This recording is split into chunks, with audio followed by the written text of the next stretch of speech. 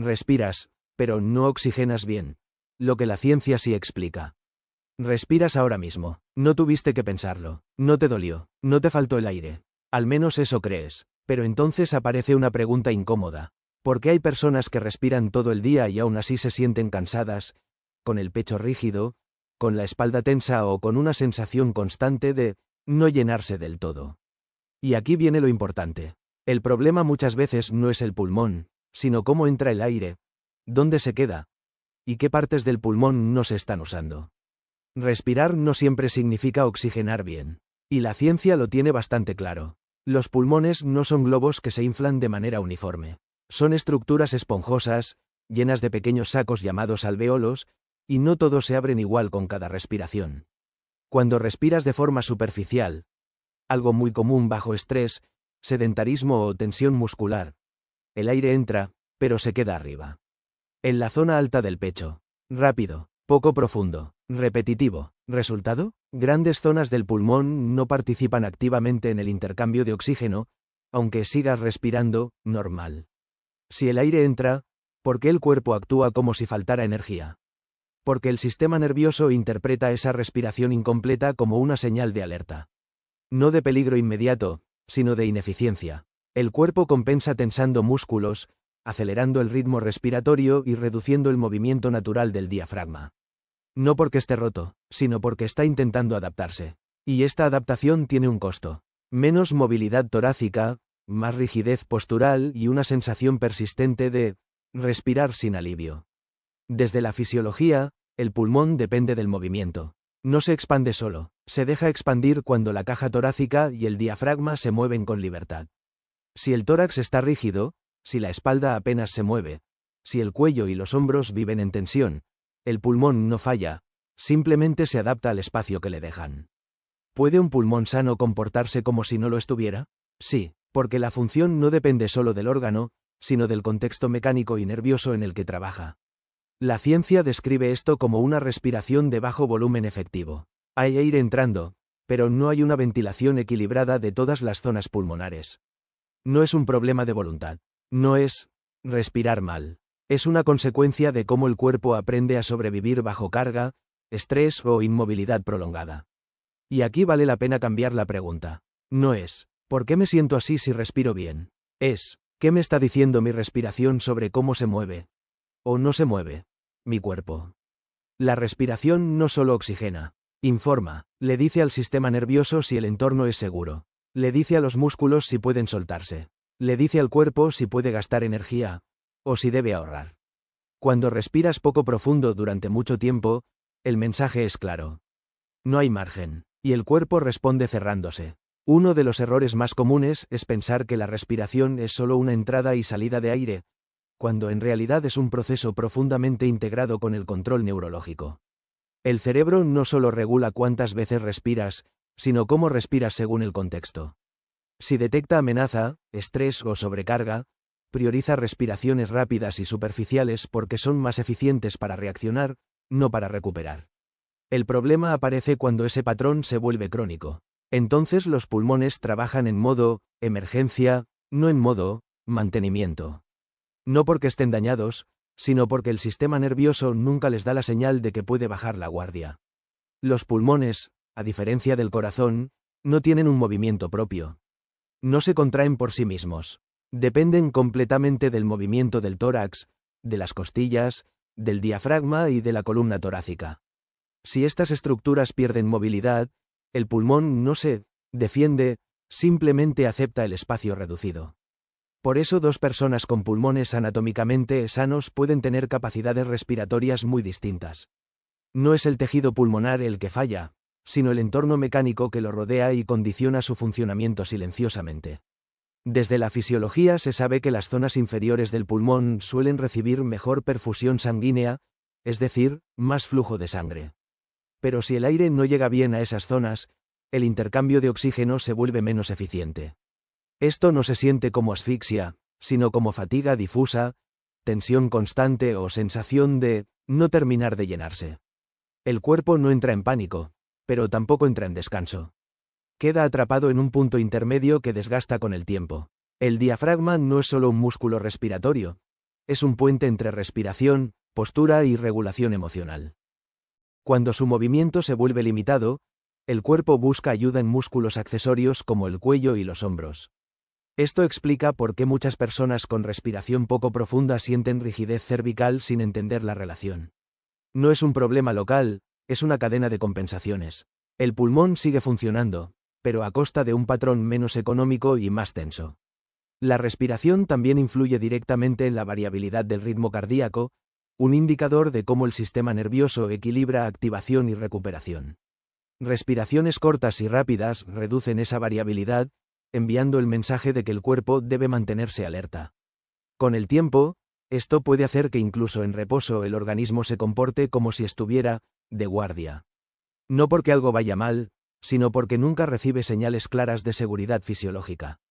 Otro aspecto poco mencionado es la relación entre respiración y percepción corporal. Cuando el aire no se distribuye bien, el cerebro recibe menos información sensorial desde el tórax profundo. Esto reduce la conciencia interna del cuerpo, lo que puede generar una sensación extraña de desconexión física. No es ansiedad en sí, ni un problema pulmonar directo, sino una disminución del diálogo entre respiración y cerebro. El cuerpo sigue vivo, pero menos escuchado. La ciencia del movimiento muestra que la respiración está estrechamente ligada a la rotación y extensión de la columna torácica. Cuando esa zona se vuelve rígida, por hábitos posturales o inmovilidad prolongada, la respiración pierde tridimensionalidad. El aire entra hacia adelante, pero no se expande hacia atrás ni hacia los lados. Esto limita el uso completo del pulmón sin que la persona sea consciente de ello. Respirar sigue ocurriendo, pero de forma empobrecida. El cuerpo es extremadamente eficiente adaptándose, incluso a patrones que no son ideales. Si durante meses o años la respiración ha sido superficial, el organismo deja de interpretarlo como un problema y lo toma como normalidad. El pulmón no protesta, el cerebro no avisa con dolor claro. Lo que aparece son señales difusas, cansancio que no se explica, rigidez persistente, dificultad para relajarse. No es una falla, es una adaptación sostenida en el tiempo. Desde el punto de vista evolutivo, respirar poco profundo tiene sentido en situaciones de amenaza. Reduce el movimiento corporal y prepara para reaccionar rápido. El problema moderno es que ese patrón se activa sin depredadores reales, solo por carga mental, estrés continuo o hiperestimulación. El pulmón sigue obedeciendo órdenes antiguas en un contexto nuevo, y el cuerpo queda atrapado en una fisiología que ya no necesita, pero que no sabe apagar sola. Entender los pulmones solo como órganos aislados limita la comprensión real del problema. Funcionan como parte de un sistema donde respiración, postura, movimiento y sistema nervioso se influyen mutuamente. Cuando algo no encaja, el pulmón no se rompe, se ajusta. Y ese ajuste, aunque silencioso, tiene efectos acumulativos.